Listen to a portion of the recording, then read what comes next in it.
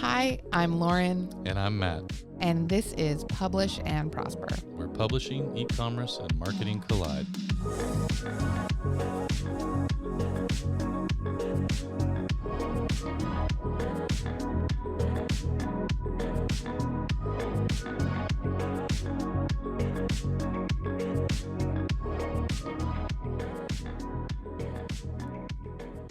Welcome back, everyone, to another episode of Publish and Prosper. And today we will be talking about every creative person's favorite thing on the planet. It's called data. Everyone's favorite. Yeah. Absolutely all the time. Actually, I think unironically and not sarcastically, Matt and I are both big data nerds. So we are that rare sliver of the Venn diagram that overlaps as being creative people and data nerds at the same time. We're probably rare slivers for a lot of reasons. Not the least of which that you're wearing a bright pink Barbie birthday party 1994 very retro t-shirt. You left out the most important part. Which was what? It's Epcot. Well, yeah. I mean, I was trying to save the Disney piece. I didn't want to bombard everybody with Barbie and Disney in the same sentence, but Okay, but it's the most perfect shirt I've ever owned because of that, because it's both Barbie and Epcot and hot pink. I will tell you, it is definitely unique. I've not seen one like that before, so kudos to you for finding something that nobody else has really seen. Thanks, it's a Lost Bros shirt. Ah, I should have known. You should have known. Most of my wardrobe these days comes from the Lost Bros. I'd like to see the data that they have on you and your purchase history with them. I would not, because it's really when you can go on websites and you can see your order history if you log into an account. My two most embarrassing ones are definitely the Lost Bros and bookshop.org. I go in them and I'm just like, that order history just keeps going and none of them are cheap orders. It's like a CVS receipt. Oh, man. You know they have a special segment for you and a handful of other people who are just everything they come out with, they hit you guys first. Oh, absolutely. You're their proof of concept segment. Because I'm on their SMS marketing list. Yeah, of course you are. Of course I am. And you get a text while you're with your friends. You're like, oh, hold on a second. Hold on, this is my other best friend. It's the Lost Bros. Yeah. No, actually, literally, I was at breakfast yesterday with my best friend that I was visiting for the weekend. And in the middle of breakfast, I was like, oh, I just got an email from the Lost Bros. They're doing free shipping today. Anyway, I'm on their SMS messaging list, and I got a text one day that was like, saw you looking at something on the site. If you want a promo code, reply to this text, and we'll get you a promo code to order it. And I did reply to the text, which I don't ever do. But I was like, oh, I already ordered it. No big deal. And then I got a response and was like, oh, is this coming from an actual person and it's not just an automated? No. But it took me a second to be like, I bet their AI now regrets responding to you. Probably. How long of a conversation did you carry on with them? We did not. Thank you very much. I don't even like texting my friends, let alone texting in response to marketing messages. Did you guys see how I did that really smooth intro right there where we just naturally started talking about customer data in relation to Lauren's purchase history with the Lost Bros? I think it was actually very smooth. You slipped me right into it, and I ran with it. But it gives them, you're right, they have a lot of opportunities to market to me directly with the different ways that they have figured out how to reel me in every time.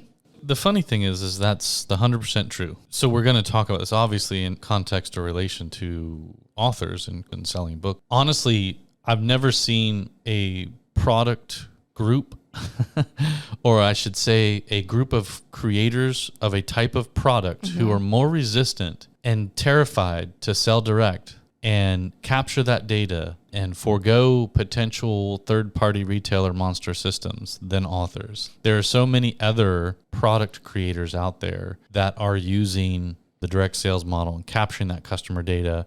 Many of them may use it in conjunction with other types of retail distribution. That's all fine and good. But the point is you're the living proof of concept for that or case study. I am too, actually. I'm not immune from that. Don't let me fool you.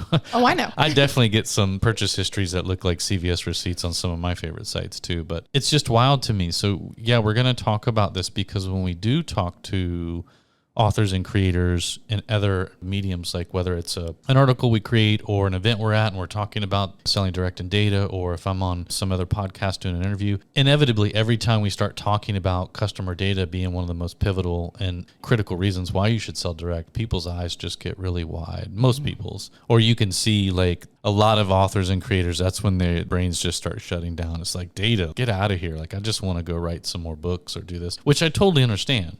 Right? Sure, but this is how you go about writing better and better books and writing more books and selling more books is by having this customer data to look. Yeah. Did I just say data? Oh, I'm sure I did. It's fine. It's the bright pink shirt. It's throwing you off.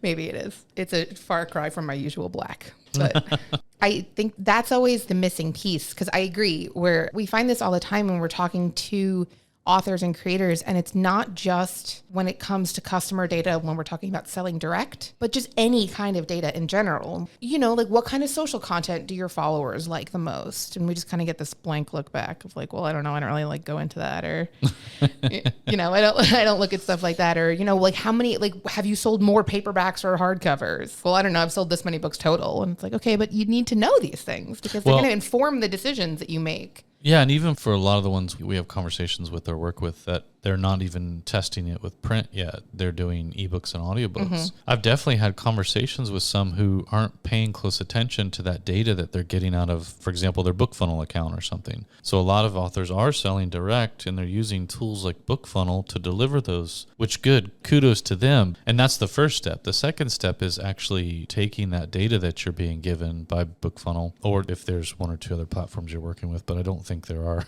I think for books and direct sales and customer data, you're basically talking about us at Lulu, BookFunnel, and that's pretty much it. But anyways, there's so much valuable stuff in that data that you can learn and that you can use to, like Lauren said, not only create better content and create more content, but it's really data that's designed and it's there to help you grow your business and, more importantly, sustain your business, because there's no guarantee that any of these third-party retailing platforms will be around forever, or at least as long as you're on the planet and wanting to be an author or a creator and make a living from that. So having that space where you pretty much have all of the control, or as much as possible, right? If you've built your store on Shopify, yes, there's a possibility that Shopify goes down or something happens to it, but at the end of the day, it's still all of your products. It's still your customer base. You still have all of that data. And so even if Shopify was to pack up their toys and leave and get out of the sandbox and say, we don't want to play with you anymore, you still have all of that data. You still own all of that. And you can go and just take that right to another platform and just get reconnected almost like nothing happened for the most part, which is a lot better than if you're fully dependent on a third-party retail platform or even social media, because when one of those go by the wayside or decide they don't want to play with you anymore, that's it. You got nothing. You're left out in the cold. Right. We always are looking for ways as creators to have a two-way communication with consumers or fans, whether it's social media or, you know, visitors on your website or something like that. That's how you build your community, is by making it a conversation and not just a single round transaction where you drive people to a place to buy a copy of your book, they buy a copy of your book, and then neither one of you ever see or speak to each other ever again. That's not the long-term goal here. So if your long-term goal is to build your brand, build your community, this customer data that you can gather in a variety of different ways is how you're going to go about doing that. And more importantly, two-way for sure, but direct, right? Yes. And again, there's a lot of people that sell a lot of books through third-party retail platforms, and they lament the fact that they can't talk directly to their buyers. They don't know who they are. They don't know why they bought the book. They don't know where they're even located. You know, you don't know how many of your buyers, in many cases, bought your book and they're located in the farthest regions, of Canada or over in Ireland or something like that. I mean, even that kind of information can be helpful depending on what you're writing and how you're trying to grow your business and your audience segment. Today, we're going to talk about customer data, what it's good for, how you get it, what you do with it, and the main things we'll be discussing, like we just touched on, but to bring it back to some sort of format that's discernible. We use customer data to not only start a feedback loop with our customers to help us improve our content, but we also use customer data so that we can remarket to people who actually wanted our stuff and they wanted it to the point where they paid good money for it. So marketing efforts. We use customer data to help build community around our brand and whatever it is that we're creating. And in general, you take customer data data and you turn that into more sales through a lot of those efforts I just said or other ways. So we're going to talk about that data and then what you do with it once you have it. In the first way, we'll talk about how you collect that data. Or one of the ways you collect that is through selling direct. I actually want to interrupt you before we start talking about that, because I don't want people to get to this part of the episode and then say, well, I'm not selling direct, so I don't need to listen to this. This isn't relevant to me, and I'm going to bounce. I hope you don't, because while we are going to talk right now about how selling direct can help you gather customer data, and obviously if you've listened to like more than 30 seconds of this podcast, you've heard us talk about how important we think this is and also why we think you should be selling direct. But even if we haven't convinced you to do that yet, it's fine. We'll keep working on it. It is still something that gathering customer data and using the customer data that you have access to, regardless of whether you're selling direct, selling third party, or whatever, however you're gathering this customer data, whatever you have available to you, it is unilaterally useful for any type of author or content creator. So please don't bail if you're sitting here and you're like, I'm not selling direct, so this is no longer relevant to me now. We promise it will be. But let's talk a little bit about getting your customer data from selling direct, because that is, we talk about that a lot as being one of the like key selling points of selling direct, so you have access to your customer data. But what does that actually mean? Yeah, it actually means that when they buy something from your site, again, whether you're selling books or Barbie Epcot t-shirt, I can't even keep a straight face. It's funny because I walked into your office 2 separate times this morning expecting a comment and didn't get one. So I kind of thought I was in the clear. No, you can bet that anytime you walk in my office, I'm doing 15 different things. That's fair. Probably not looking at what you're wearing unless you literally came in there in a chicken costume or something. Even though it's this garishly bright pink? Yeah, it takes. Anyways, how you're getting that data when you sell direct is obviously when somebody buys something from you. Every e-commerce platform out there that you use, for a transaction, they have to capture certain things. And by nature of you being the store owner, you get all that information. So to sell a product to somebody that requires shipping, obviously they need to give you their shipping address. Most of the time you can require that they put in their email address, or you can make it optional. And then a few other things. You can also require that part of your checkout process includes a phone number or some of these other things that you may be able to use in the future to remarket to them in some fun ways. So you're going to get a lot of that data just when they check out. And then you can, like I said, you can build in some other fields if you wanted to for information that you think would be important to have that could help you in the future. There are other ways to get that data when you're selling direct. But again, most of it's going to come at the transaction itself. And honestly, that's probably the most important data. I mean, the rest of the data that you're going to want to use and sort of attach to each record you have, each person or contact, you may have to get after the fact depending on what platform you're using. But again, the most important ones are going to be their shipping address, right? Their mailing address, their email address, obviously super important. And then a few other key things. Yeah, I think that email address, it really is probably the singular most valuable way for you to speak directly to your fans. And there's no good way for you to get that when you're selling through a third party. Even if you are sending customers to your website and they don't ultimately wind up buying your book when they're on your website, if they're on your website, you at least have the opportunity to try to capture their email address from them voluntarily by having a pop-up box on your website or a landing page on your site or something that says, if you want to stay in touch, if you want promos, if you want discount, like you want to learn more, sign up for my newsletter, you'll get this, that, and the other from me. And then maybe eventually, even if they're not buying your book now, they will later, as opposed to sending a customer from your Instagram to your book's page on Amazon. There's no way for you to capture those email addresses there. Whether they buy your book or not, you're never getting their email address from that interaction. Yeah, and honestly, these days, and actually this is the way it's been for quite some time, and will probably be for quite some time in the future to sustain your business, the most valuable piece of customer information, or any information, or any person, I should say, the most valuable piece of data you could have is their email address and their permission to email them. Because no matter what happens to whatever platform you're on, you have those email addresses. Yeah. You can always go to another email platform, upload all those contact email addresses, and pick up right where you left off, or some other tool that you're using, which obviously means that you're doing regular, downloads to safeguard that data. But at the end of the day, it's the most future-proofed piece of data you could own for your customer base. Everything else is not necessarily yours out there if you're on social media or some of those other things. So having that email address, something you can keep and retain from platform to platform, and it is probably the most reliable way to have a direct two-way conversation with your customers, fans, and followers. Yeah. And if you're asking yourself why, first of all, definitely go listen to our episode on email marketing for authors and content creators, because we did a whole episode on why it's valuable to have people's email addresses. But also, I mean, it's about that community building, whether it's having these conversations with people or establishing yourself as somebody that they want to take information from in the future. If you're writing fiction, this is you establishing yourself as an author that they can rely on to get good content from.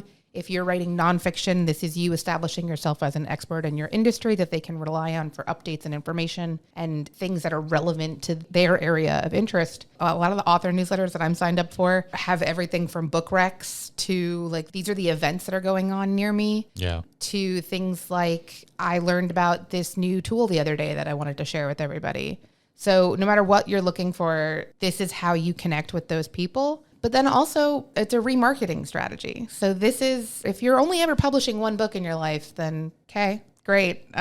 Do what you want with that. But if you have any intention of publishing any additional books or putting out any additional products that are not books, but are somehow still related to your brand, this is your built-in audience. The more people you have on your email list that are people that you know have voluntarily engaged with your content in the past, the more people that you can market to in the future when you're saying, hey, I've got a new book coming out, or hey, I've got this really cool notebook that I designed to go hand in hand with the online course that I'm going to be teaching, which you can also sign up for soon or whatever. This is your primary opportunity to do that. Yeah. That's why this is so valuable to have people's email addresses. Yeah. I think second most valuable right now, or at least in my opinion, is physical location. There's a lot of cool stuff you can do with that too. And we've seen people doing really cool things like surprise birthday cards or really cool things in the mail, or using that geographical data to better understand, are there particular areas or regions where people just aren't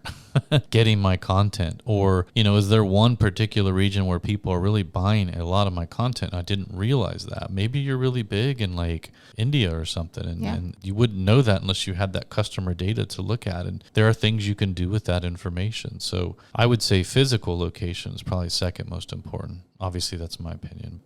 No, I think so too. And I agree. There are cool things you could do with that. You might be able to, if you want to have a book signing or something and you want to try going somewhere that isn't local, this could be a great opportunity. Or if you are going to be at a conference or an event and you want to say like, hey, I'm going to be in this area already anyway. Can I target the people that I know are fans of mine that live in this specific area? Can I get in touch with them in some way? And a lot of other really creative, I was just thinking about you saying like surprise birthday cards or something like that. And I was like, would I find that creepy if I got mail like that? And then immediately was like, no, absolutely not. I think I would love that. Yeah. Yes, I think I would be very excited if an author I loved sent me a little like... Exactly. Thanks for buying my book. Here's a cute bookmark and some stickers. I think I'd be delighted by that. I think the key thing there, though, is like we talk about building community and turning people into super fans, like something that seems so small and insignificant to us, just sending out a postcard for any random reason. It doesn't have to be a sales pitch for your book. Just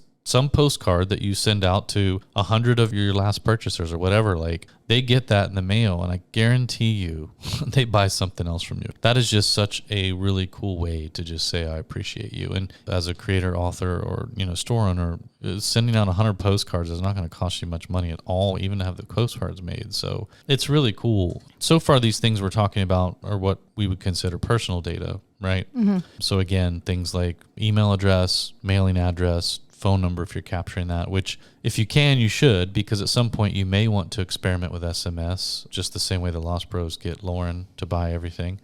But that falls under personal data too. I think the next bucket of data that becomes really helpful is what's called behavioral data. And this is what describes the different products they've purchased from you. You'll be capturing things like what's the average order value of a cart, your cart abandonment data, customer lifetime value, things like that. So that's behavioral data. And there's some really cool stuff you can do with that behavioral data too. Yeah, there's a lot of information I feel like people tend to assume Sure. Like one of the questions that I posed earlier was, do you sell more paperbacks or hardcovers? And I feel like a lot of authors, if they didn't know off the top of their head, they'd say, probably assume paperback because paperback's cheaper. So probably sell more paperback than hardcovers. But that might not be true. And that's really important for you to know. If it turns out that you are selling more hardcovers than paperbacks, you want to know that. Well, also, that also works so I've seen it where we'll get data, it's quote unquote industry data, right? Like we'll get a weekly update about print sales and it'll say something along the lines of like, Cozy Romance is down for like the fourth month in a row by 3%. And somebody will give their commentary in that piece and they'll say, it looks like Cozy Romance is on the way out the door. But you'll look at your sales and maybe you have a line of Cozy Romance books that are doing great. If you didn't have that data to be able to see that, you might take that piece of external data and analysis from some industry, whoever, and go, great. Cozy Romance is on the way out the door. What am I going to, you know what I mean? Right. But you would have your own data to go to and look at, well, I don't know about everybody else, but mine's doing good. So I'm just going to keep on trucking. Having your own data to compare against what is being put out there in the world about your industry or your genre is extremely helpful because without it, you're just going to take some of those people at their word. You're just going to look at their data, which represents maybe a large group as a whole, but doesn't represent you as an individual creator or author. And you may just take that as gospel because you don't have your own data to compare it to. I don't even know what to add to that. I feel like you just so thoroughly covered the relevance of behavioral data. Hey, there's a first for everything. No, but in behavioral data, there's a lot of things to look at. But again, product-wise, of course, paperbacks, hardcovers, ebooks, audiobooks, we want to know, like, what are people buying? What will they buy more of? Why are they not buying this one? Maybe through looking at your data, you see that all of your fans in the UK, they all prefer paperbacks. Why? Send them all an email. Yeah. Hey, just curious, why'd you buy the paperback version versus the ebook or the hardcover or the audiobook? You can take that data and that behavioral data and do really cool things with it. You can look at other things like what products they're clicking on in your store, but not purchasing. Yes. You can see when somebody's putting something in their cart and then just abandoning it or putting it in their cart and taking it out again. You get to see all these really cool pieces of behavioral data that help you understand how people are navigating your store, what they're interested in, what they're skipping right over. You get a lot of really cool things. So paying attention to that behavioral data is also extremely helpful. Yeah, there's going to be a lot of stuff depending on how deep you're willing to dive into data analysis. And also, if you're designing your own website or you're using a tool like Shopify or WordPress or something to build your website out on, you have to make sure that you have it set up in a way that you can track this kind of information. But if you're willing to go through that, you can find some really, really, really good detailed information about customer behavior on your website. And that is something that's really cool, that if you can look at that and say like, oh, there's one product on my page that has like significantly fewer clicks than every other product on my page. I wonder why that is. Or I've watched 100 people put this into their cart and then only 50 of them bought it after the fact. And then the other 50 that didn't, I sent them a marketing email saying you left something in your cart. Here is a 10% promo code to, encourage you to buy it a little bit. And then 40 of those 50 did buy it. Maybe that tells you got to knock the price down on that book a little bit. Or maybe it tells you that promo codes are really popular on your store or something. There's information there if you have access to it and if you're willing to dig in and pay attention to it a little bit. Yeah, definitely. Other things in the bucket of behavioral data, you would have access to data that would tell you how are people accessing your store, mobile or desktop, laptops, things like that, iPads Super or important. whatever. You get other types of technical data like that as well. And again, depending on how deep you're willing to dive into this stuff or how curious you get, there are things you can do with that data. All of these things, by the way, boil back to creating emails. It is the best way to communicate with your buyers. So when you pluck out a piece of data like this and you go, hey, I wonder what this means. Like you create a little email campaign to reach out to them and you get that response back. And so you can take their responses, that feedback loop, and you can build that into your products or your site or your process or whatever component of that customer journey it actually affects. The only way you can get better at what you're doing and grow your business and sustain it for a long time is to have these abilities, to have these tactics to put in place and these components that exist so that you can take advantage of it all. Yeah, don't be afraid to actually just outright ask your customers questions. It doesn't have to be like a super detailed, take a 10-minute survey about everything that you've experienced while working with me. But whether it's a social media poll or like an email survey, 1 to 2 questions, something in your checkout process, depending on how your website's built out, ask them questions. Why did you choose this over that? What is something that you wish that I had that I don't? If you're an author that is doing primarily ebook and audiobook and you want to find out if your readers would be interested in you doing a paperback edition of your books or any kind of print edition of your books, ask them. If you're afraid to be like, I don't want to bite the bullet and do all the work to make print copies of it and then, sell 5 copies and it wasn't worth the amount of time that I put into formatting the interior files and stuff like that, just ask. Yeah. There are so many authors that I can think of or books that I can think of that I wish that I had print copies of them and I don't because the authors don't offer them and I have no way of telling them that I want them because they've never asked. Or you do have an email address for them that you found and you email them and it's like it just went into some void somewhere. Yeah. Like nobody saw it, nobody read it, or they did and they just deleted it or whatever that might be. Like, yep. I guess that's a whole nother story. But that's the whole point of this, right? Is that you have this data so that you can speak to them. So by all means, speak to them. And nobody's going to get upset, by the way. Like if one of their, favorite authors, or maybe you're not even one of their favorites, but maybe they enjoy reading your books. If you shoot an email to them or send out an SMS or, a survey or something, like nobody's going to get mad. They're either going to think this is cool and they're going to participate or they're just going to move on. Yeah. But nobody's going to respond to you and go, ooh, dude, why are you emailing me? What's wrong with you? Absolutely.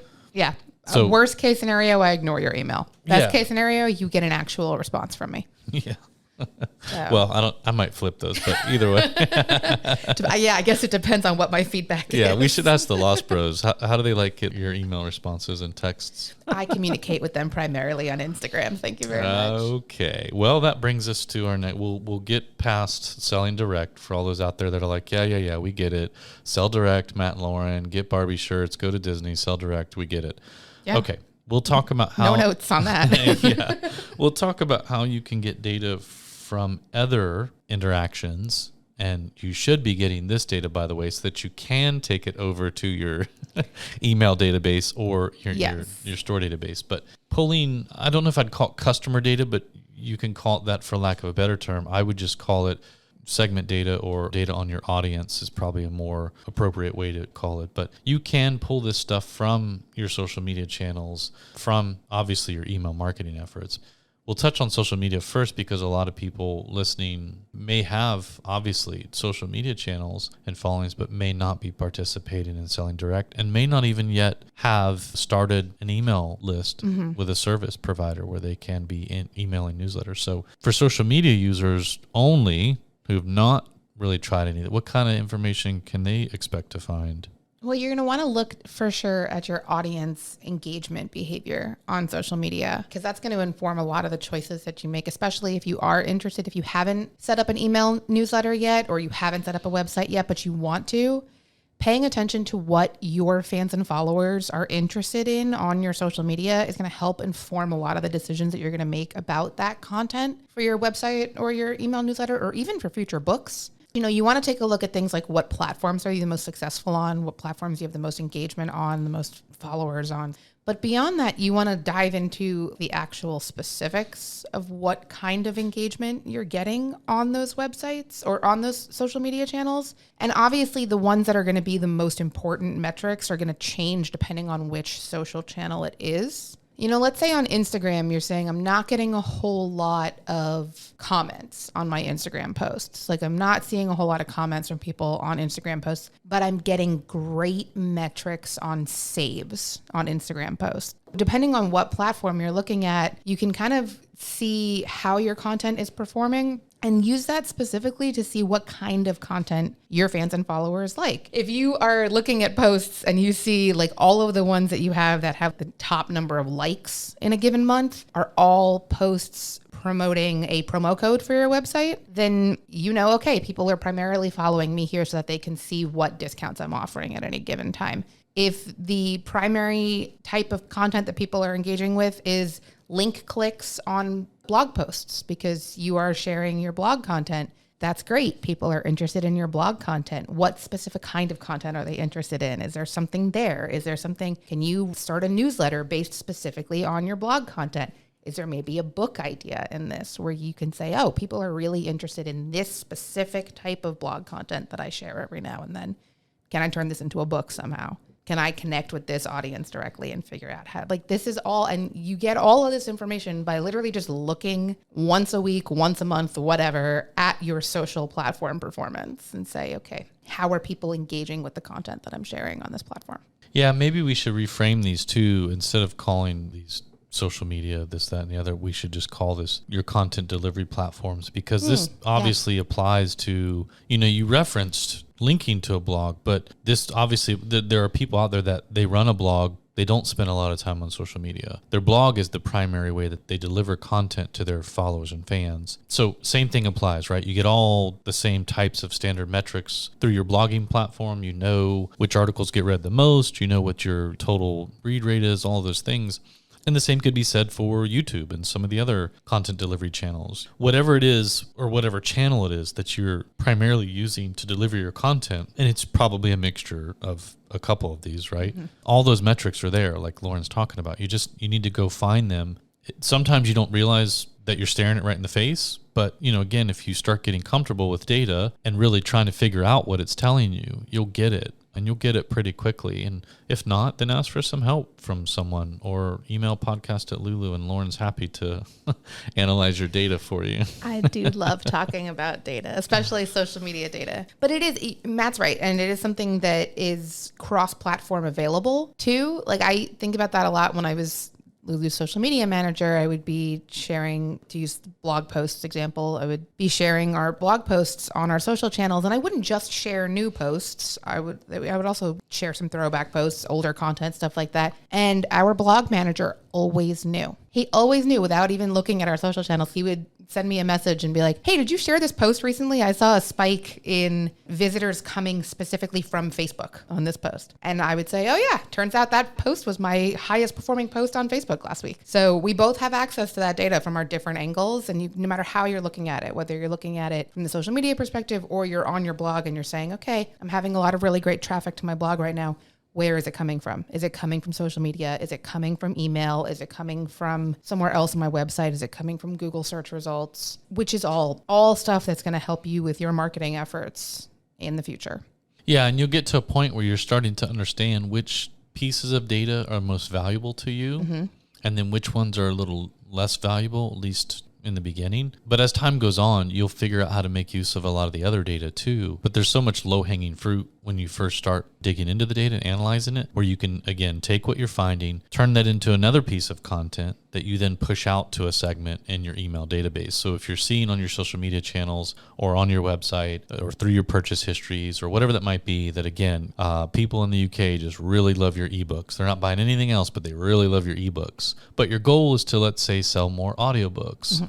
Take that data, create a special promo for your UK buyer segment or reader segment that gives them 50% off their first audiobook from you just to try it out, or a free one, or send in the first 3 chapters. You can do stuff like that using BookFunnel and other stuff too. So using that data to try and sort of align your goals with what you're seeing happening right now, you can really make things happen. And I guess the overarching point here though is, again, if you're not getting this data, if you're not getting it and looking at it, then you can't do all these cool things. And it's really hard to grow business. And if at this point you still don't know what the big deal is about data or why it's so valuable, then just ask yourself, why isn't Amazon sharing it with you? Why isn't Ingram sharing it with you? Why isn't Baker and Taylor? Any of the other third-party distribution channels that collects data, why aren't they sharing it with you? If it's no big deal, they would just be giving it to you. It's a really good question. It's their most coveted thing. Amazon, to a degree, could care less about how many toasters they sell or books they sell or anything else. They could care less about the book business as a whole. People think that's because it's one of the first things they were selling that is. So no, it was just the easiest way to get into the e-commerce business and start building the largest customer database in the world, which they've done. They sure have. So that customer data, think of how important it is to them and what they do with it and how many billions of dollars they make off that customer data. Again, forget about toasters or USB plugs or TVs. And it's that data. And then they built the logistics system to go along with it. Like, come on. If it wasn't important, if it wasn't a big deal, these third-party systems would be sharing it with you. Absolutely. And it is all of this cross-connected stuff too that we're looking at, where it's like, I looked up recently over the weekend, I was talking to somebody about Top Golf, which I've never done before. I was in Atlanta, so I wasn't even local to Raleigh. That's a new one. Top Golf? You talking about Top Golf is a new one. I mean, it wasn't voluntary. They were telling me about it. But, and I was kind of like, okay, cool, whatever. And then an hour later, I opened up Instagram and I had Instagram targeted ads that were for the brand new Top Golf location that just opened up in Durham this weekend. I wasn't in Durham. Me and my phone were not in Durham having this conversation. I didn't look it up. But because of the cross connection of whatever website it is, having my data and knowing I can't do this with a straight face now. I'm trying to get footage of this Barbie shirt so we can post it, but you're covering it up. I can't look at you with a straight face. You ruined my video. I'm so sorry. Right. You got to just get me not looking at you. I'm deleting it right now. But okay. Delete The point. All right. The point is that once you have access to that data, you can do a lot of really creative and cool things with it. No, keep going. I'm not going to look at you. It's fine. Yeah, but Barbie's face is covered up by your hair. Okay. Well, that's an easy fix. You could have just said that. Well, customer data, things like having your location. Matt said something 10 years ago, as far as I can remember, about targeting people, like saying, oh, I want to sell more books in the UK, so I want to target audiences in the UK. If you are collecting your customer data and you're using a social media platform like Facebook or Instagram, you can target customers by location. yep. So if you're saying something like, I'm collecting my customer data and I'm seeing that I'm kind of missing this market specifically. Like I see a lot of customers shopping around this area, but not in this specific area. I want to do a little Facebook campaign targeting specifically people in this area and see if I can boost the sales a little bit. These are all ways that you can kind of use that data to your advantage and learn exactly what you're doing. I'm afraid to look at this. I'm going to wait until we're done recording. Also, while we're talking about this as, I don't remember the phrase that Matt used when he said this earlier, mostly because as soon as I finish saying anything on this podcast, it immediately leaves my brain forever. But it was something about not considering this social media specific, but the customer content delivery. Delivery. Yes. Thank you. So this stuff applies to your email metrics too. And I know we've already talked about email in terms of how important it is to capture email addresses from people, but it's also important to then look at your performance on those emails that you're sending to people after you've captured their email address. You want to look at things like, what are your open rates? Is there any consistency? Can you spot any kind of trend or anything that is connecting your emails with the highest open rates? Maybe it's that they all have an emoji in the subject line. Maybe all of those subject lines promise a promo code inside, maybe, or a giveaway inside or something like that. Maybe they're all subject lines that have the customer's name as a custom field in the subject line, or maybe they're all ones that don't do that. Because personally, I think that's creepy, and we've talked about that on this podcast. We all know Lauren hates personalization. I really do. But all of these kinds of things, once you get in your emails, once you have customers in your emails, what are they most interested in? If you have 4 different links in your email, which ones are they clicking on and which ones are they ignoring? What are they paying attention to? These are all details that are worth looking at. This is all data that is incredibly valuable to you, and it's going to help you make really informed decisions about what you do in the future, whether that's with future marketing efforts, future book projects, future products, anything else with your brand, community building. I can keep going. There's all kinds of stuff that you can do with this data. You have to actually take the time to figure out A, how to find it, B, how to understand it, and C, what to do with it once you have it. Yep. Yeah. And so even if you're not selling direct or have your own sort of e-commerce website sales platform, you can still get a lot of valuable data from where you're delivering your content. Again, whether that's social media, YouTube, I don't care if you're just posting a weekly article on Medium or a blog somewhere or something like that, but getting that data and making better decisions with it. And again, most importantly, having a place that you quote unquote own to use as a communication tool. And whether that, again, is just an email platform where you can start collecting email addresses and building your contact list and audience and talking to them, or incorporating some form of direct sales into your approach so that you also have that platform, that home base where you can be collecting a lot more customer data, that personal data that we talked about, as well as the behavioral data that we've been talking about. And then we did touch on attitudinal data, which again covers things like the feedback loop.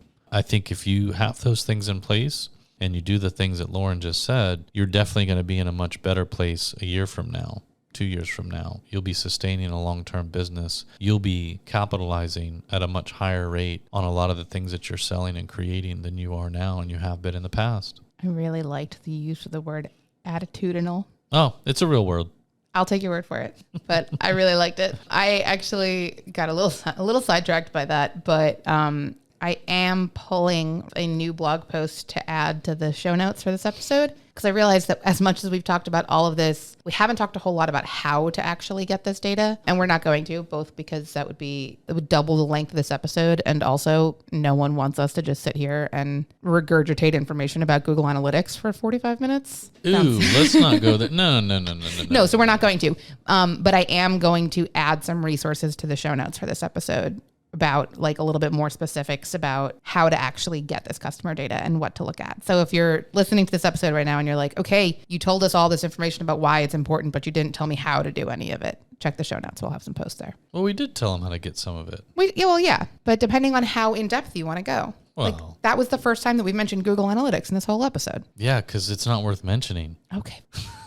That's a whole nother layer of data farming that I don't think most of our listeners, if they're not already doing it, want to do anytime soon. That's true. And that is to not Matt's that you shouldn't point. do it. I mean, we all believe in data as deep as you can go, but Google Analytics right now is not a fun place to be. So if you're not already in there using it, I would try to get your data from other sources for now and work your way into a Google Analytics account. Why are we even bringing this up? I don't know. I feel like I was attempting to reassure people that they don't have to get this in depth into it, and then I wound up just making it complicated instead. Yeah. But I think my point there is that, you don't have to, like, you can choose how in depth you want to get with your data. I mean, you can do things like look at your social media metrics by literally just clicking on any single one of your posts that you've shared. Depending on what platform you are, you'll get the majority of the metrics just by looking at the post. Mm-hmm. If you want to get more in depth, there are plenty of ways to do that are platform specific in whether you're looking at social channels, your email, your website, your third-party sales channels, in your Lulu.com account, anything like that.